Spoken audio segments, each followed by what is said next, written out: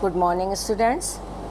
हमने इससे पहले भी एक वीडियो देखा था पद परिचय का, जिसमें हमने ये सीखा पद किसे कहते हैं, पद परिचय कैसे दिया जाता है, पद परिचय देते समय किन किन बातों का ध्यान रखना चाहिए, संज्ञा का पद परिचय कैसे दिया जाता है, कारक चिन्हों का या कारक का पद परिचय कैसे दिया जाता है।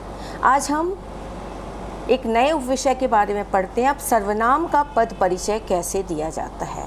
इससे पहले हमें जानना ये आवश्यक है कि सर्वनाम होता क्या है। संज्ञा के स्थान पर प्रयुक्त होने वाले शब्दों को हम क्या कहते हैं, सर्वनाम। संज्ञा क्या होती है, व्यक्ति वस्तु स्थान के नाम को कहते हैं। अब किसी के नाम की जगह जब हम कहते हैं वह आया है, कोई आया है, कुछ लाया है, नाम ना व्यक्ति का बता रहे हैं ना वस्तु का बता रहे हैं, कोई कुछ, वह वे, मेरा तुम्हारा, तो यहाँ पर ये शब्दों को क्या कहते हैं, सर्वनाम कहते हैं। अब आपको कोई वाक्य दिया जाता है जिनमें इन शब्दों का प्रयोग किया गया है और उन शब्दों को प्रयोग करने के बाद आपको उनका पद परिचय देने के लिए कहा जाता है, तो आपको किन किन बातों का ध्यान रखना है। सबसे पहली चीज़ आपको जो ध्यान में रखनी है वो क्या है, सर्वनाम का भेद देखना है। सर्वनाम कौन सा भेद है। जब आपने पहले सर्वनाम पद छांट लिया, उसके बाद देखेंगे वो कौन सा भेद है। यदि वो हमें एक निश्चितता के बारे में बताता है तो वो कौन सा सर्वनाम हो जाएगा, निश्चयवाचक सर्वनाम। यह घर है, यह पुस्तक है, यह लड़की है, यह गुड़िया है, ये पेन है, तो ये सारे शब्द क्या हो जाते हैं, हमारे निश्चितता का बोध करा रहे हैं, इसलिए निश्चयवाचक सर्वनाम। इसी प्रकार से दूसरा भेद इसका क्या है, अनिश्चयवाचक सर्वनाम। जिस सर्वनाम शब्द से हमें निश्चितता का बोध नहीं होता है, अनिश्चितता बनी रहती है, उसे हम अनिश्चयवाचक सर्वनाम कहते हैं। जैसे कोई आया है, कोई आया, उसका नाम नहीं पता हमें, कोई आया है, कुछ लाया है, तो ये क्या हो जाएगा, अनिश्चयवाचक सर्वनाम। प्रश्नवाचक सर्वनाम कौन से सर्वनाम होते हैं। प्रश्नवाचक सर्वनाम वे सर्वनाम होते हैं जो हमें प्रश्न, उस शब्द से, उस पद से हमें प्रश्न का पता चलता है, कौन आया है, क्या लाया है। अब आता है संबंधवाचक सर्वनाम। संज्ञा या सर्वनाम का अन्य शब्दों के साथ संबंध बताने वाले शब्दों को हम संबंधवाचक सर्वनाम, संज्ञा का अन्य शब्दों के साथ या सर्वनाम का अन्य शब्दों के साथ संबंध बताने वाला जो शब्द होता है उसे हम क्या कहते हैं, संबंधवाचक सर्वनाम कहते हैं। जैसे जो आया था वो चला गया, कौन आया था, जो आया था, तो जो सर्वनाम है, कौन सा सर्वनाम हो जाएगा, संबंधवाचक। जैसा करोगे वैसा भरोगे, जैसा करोगे, जैसे जिसकी लाठी उसकी भैंस, जिसकी क्या हो जाएगा, संबंधवाचक सर्वनाम हो जाएगा कि लाठी जिसकी थी उसी की भैंस है। इसी प्रकार से सर्वनाम का एक अन्य भेद है पुरुषवाचक सर्वनाम। पुरुषवाचक सर्वनाम के बारे में आपको बता दूं, ये 3 प्रकार के होते हैं, उत्तम पुरुष, मध्यम पुरुष और अन्य पुरुष। पुरुषवाचक सर्वनाम कितने प्रकार के होते हैं, उत्तम पुरुष मतलब मैं, जब मैं अपने बारे में कोई शब्द का प्रयोग कर रही हूँ, मैं, मेरा, हमारा, तो ये क्या हो जाएगा, पुरुषवाचक सर्वनाम। तुम, तुम्हारा, तुमसे, तुम्हें, तो ये क्या हो जाएगा, मध्यम पुरुष, जिससे हम बात कर रहे हैं। और अन्य पुरुष क्या होता है, जिसकी बात कर रहे हैं, वे, उनका, उन्हें, ये सारे शब्द हो जाएंगे अन्य पुरुष। तो इस प्रकार से पुरुषवाचक सर्वनाम आपने ढूंढ लिया। उसके बाद आप क्या करेंगे, ये बताएंगे कि ये कौन सा पुरुषवाचक सर्वनाम है। यदि ये उत्तम पुरुषवाचक सर्वनाम है, मैं के बारे में बता रहा है, तो इसको उत्तम पुरुष लिखेंगे। यदि वो मध्यस्थ के बारे में, तुम के बारे में बता रहा है, जो कहानी पढ़ रहा है, जो सुन रहा है, तो तुम लिखेंगे। और जो यदि हमारा अन्य पुरुष है, किसी तीसरे व्यक्ति की बात हम कर रहे हैं, तो वहाँ पे क्या आ जाएगा, अन्य पुरुषवाचक सर्वनाम हो जाएगा, वह, उन्हें, उनका, ये सारे शब्द। अब सर्वनाम का अन्य भेद कौन सा है, सर्वनाम का अन्य भेद है निजवाचक सर्वनाम। अब निजवाचक सर्वनाम क्या होता है, हम कई बार कहते हैं मैं यह काम स्वयं कर लूँगा, मैं यह काम अपने आप कर लूँगा, तो स्वयं, अपने आप, अपना, ये सारे शब्द क्या कहलाते हैं, निजवाचक सर्वनाम। इस प्रकार से यदि आपको सर्वनाम पद छांटने के लिए या पद परिचय देने के लिए आता है, तो सबसे पहले आप उसका भेद लिखेंगे। निश्चयवाचक सर्वनाम है, अनिश्चयवाचक है, प्रश्नवाचक है, संबंधवाचक है, पुरुषवाचक है या निजवाचक है। और यदि वो पुरुषवाचक सर्वनाम है तो आप उसका उपभेद भी लिखेंगे, उत्तम पुरुषवाचक, मध्यम पुरुषवाचक या अन्य पुरुषवाचक। उसके बाद सर्वनाम शब्दों के विषय में पद परिचय देते समय आपने जैसे संज्ञा का बताया था, वैसे सर्वनाम शब्दों का भी आपको लिंग बताना है, स्त्री है पुरुष है, उसी हिसाब से स्त्रीलिंग पुल्लिंग, वचन एक वचन बहुवचन, कारक बताना है, कर्ता कारक है या कर्म कारक है, अधिकरण कारक है, संबंध कारक है, और क्रिया शब्दों के साथ उसका क्या संबंध है। मानो राम खाना खाता है तो खाता है क्रिया का क्या है, राम कर्ता हो गया, तो राम यहाँ संज्ञा थी। वे खाना खाते हैं क्रिया का कर्ता कौन हो गए, वे कौन सा सर्वनाम हो जाएगा, निश्चयवाचक सर्वनाम हो जाएगा। वे खाना खाते हैं पुरुषवाचक भी हो सकता है, क्योंकि जब हमने बोला अन्न की बात कर रहे हैं तो यहाँ पे पुरुषवाचक सर्वनाम हो जाएगा। तो इस प्रकार से आपको सर्वनाम के भेद भी बताने हैं, उपभेद भी बताने हैं, क्रिया के साथ संबंध भी बताना है। आगे चलते हैं, कुछ एग्जाम्पल्स लेते हैं। यह उनका घर है, यह उनका घर है। अब यहाँ पे यह भी एक सर्वनाम है और यहाँ पे यह भी आपको सर्वनाम लग रहा होगा और उनका भी सर्वनाम लग रहा होगा, लेकिन यहाँ कुछ अंतर है। अभी तक हम क्या कर रहे थे, संज्ञा के स्थान पर प्रयुक्त होने वाले शब्द को हम सर्वनाम कहते हैं। इस आधार पर उनका घर है, किसका घर है, उस व्यक्ति का हमने नाम नहीं लिया तो उनका क्या हो जाएगा, यहाँ पे सर्वनाम है। लेकिन यह उनका घर है, यह मेरी पुस्तक है, वह मेरा पेन है। यदि हम यह वह उन शब्दों का प्रयोग करते हैं, एक पहले ही एक सर्वनाम शब्द है, उनका एक सर्वनाम शब्द है। सर्वनाम या संज्ञा के आगे जब एक और सर्वनाम आ जाता है तो उसे हम क्या कहते हैं, सार्वनामिक विशेषण। संज्ञा या सर्वनाम के साथ उससे पहले एक और सर्वनाम आ जाए तो पहला वाला सर्वनाम शब्द क्या कहलाता है, सार्वनामिक विशेषण। उस आधार पर यहाँ पे यह क्या हो जाएगा, यह हो जाएगा सार्वनामिक विशेषण। एक वचन है, यह उनका घर है, घर एक है तो ये क्या बन गया, एक वचन बन गया। पुल्लिंग है, घर बड़ा है छोटा है बोलते हैं तो ये पुल्लिंग हो गया। घर विशेष क्या है, जिसकी विशेषता बताई जाती है उसे हम विशेष कहते हैं, तो घर विशेष का विशेषण हो गया। अब दूसरा पद परिचय पर आते हैं। दूसरे पद परिचय में क्या है, पुरुषवाचक सर्वनाम। ये क्या हो गया, पुरुषवाचक सर्वनाम। उनका घर है, किसका घर है हमें नाम नहीं पता, तो यहाँ पे ये क्या हो जाएगा, पुरुषवाचक सर्वनाम हो जाएगा। अब उनका, उसका नहीं बोला, यहाँ पे उनका बोला है, एक से ज़्यादा लोग हैं तो यहाँ पे बहुवचन हो गया। घर का के साथ यह का संबंध बता रहा है तो यहाँ पे संबंध कारक हो गया। अन्य पुरुष है, उनका तीसरे व्यक्ति की बात हो रही है, ना मेरी हो रही है ना आपकी हो रही, किसी तीसरे व्यक्ति की बात हो रही है, तो अन्य पुरुष है और कर्ता कारक है। तो यहाँ पर इस प्रकार से आपको लिखना है। इसके आगे बढ़ते हैं, दूसरा एग्जाम्पल भी देख सकते हैं आप इसी प्रकार से प्रैक्टिस करने के लिए। विशेषण का पद परिचय यदि हमें देना है, तीसरा अविकारी शब्द जो परिवर्तित होता है लिंग और वचन के हिसाब से, उसे हम क्या कहते हैं, विशेषण कहते हैं। पहले हमने संज्ञा पढ़ा, दूसरा सर्वनाम पढ़ा, अब तीसरा है विशेषण। अब विशेषण शब्द क्या होते हैं, संज्ञा या सर्वनाम की विशेषता बताने वाले शब्दों को हम क्या कहते हैं, विशेषण कहते हैं। अब विशेषण का पद परिचय देना है तो हमें सबसे पहले उसके भी भेदों के बारे में जानना होगा। इसका भेद और उपभेद दोनों जानना होगा। विशेषण के भेद क्या है, पहला भेद है गुणवाचक विशेषण। गुण का मतलब है किसी की अच्छाई बुराई गुण दोष बताने वाले शब्द को हम गुणवाचक विशेषण कहते हैं। जैसे अच्छा बुरा लंबा छोटा, ये गुणवाचक विशेषण। दूसरा है परिमाणवाचक विशेषण। ये परिमाणवाचक विशेषण किसे कहते हैं, जिस चीज़ को हम काउंट नहीं कर सकते, गिन नहीं सकते, जिसकी मात्रा को हम नापते हैं या तौलते हैं, उसके लिए जो विशेषण शब्द का प्रयोग होता है उसे हम परिमाणवाचक विशेषण कहते हैं। जैसे 4 किलो आलू दे दो। आलू क्या है, विशेष, जिसकी विशेषता बताई जा रही है, और उसके आगे क्या लगा है, 4 किलो। आलू को हम गिन कर नहीं खरीदते हैं, तौल करके खरीदते हैं, उसको मापते हैं। तो जिस चीज़ को भी हम मापते हैं तौलते हैं या जिसके लिए भी कोई मापक होता है, इकाई होती है, उसको हम परिमाणवाचक विशेषण कहते हैं।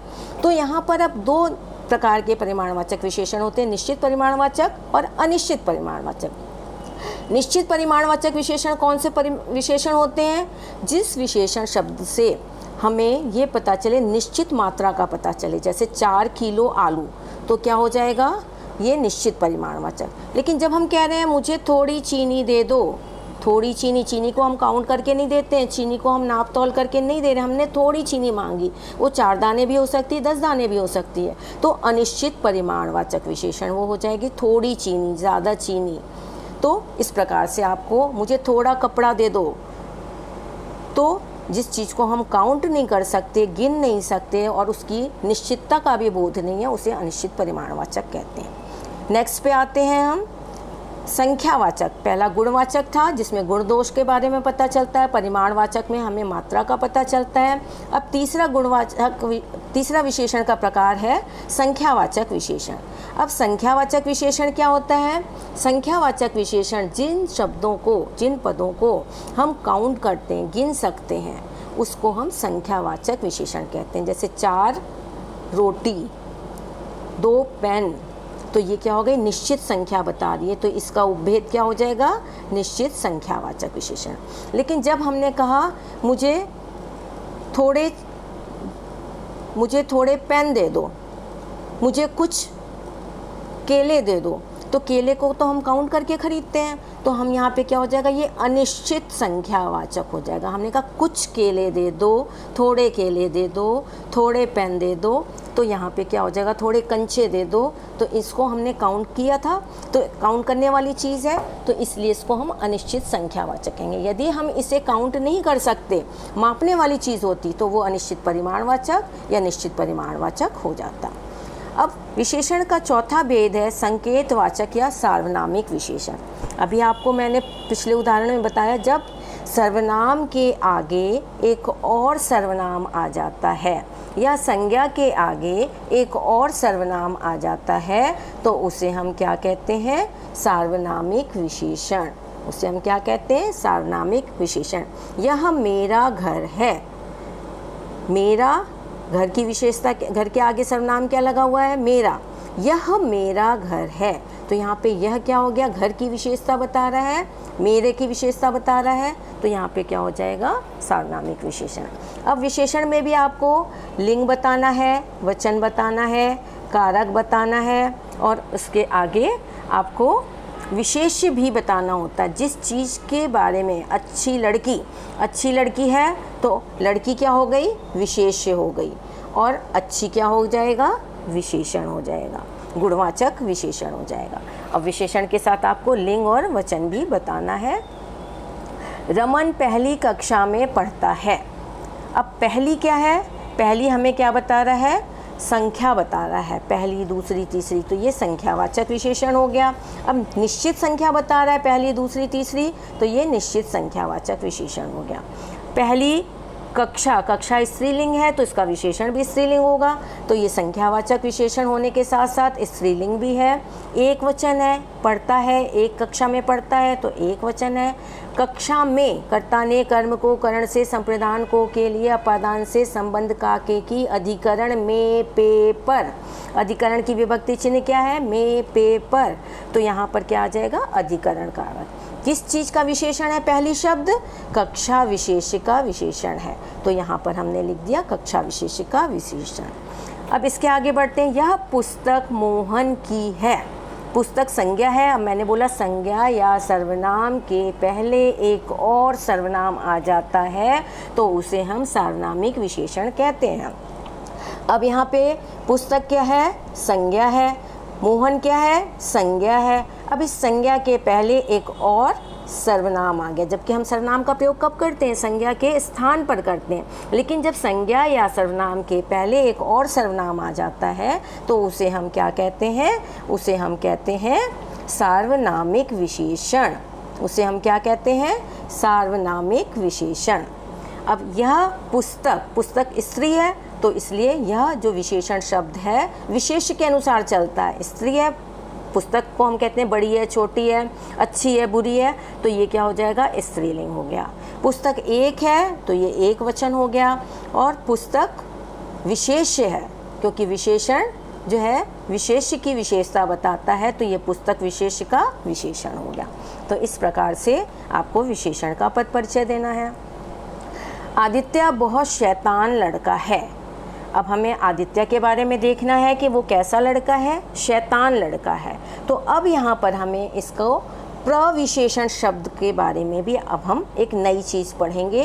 प्रविशेषण क्या होता है? जब विशेषण के आगे लड़का विशेष्य है, यहाँ पे आप ध्यान रखिएगा, लड़का विशेष्य है, शैतान उसका गुणवाचक विशेषण है।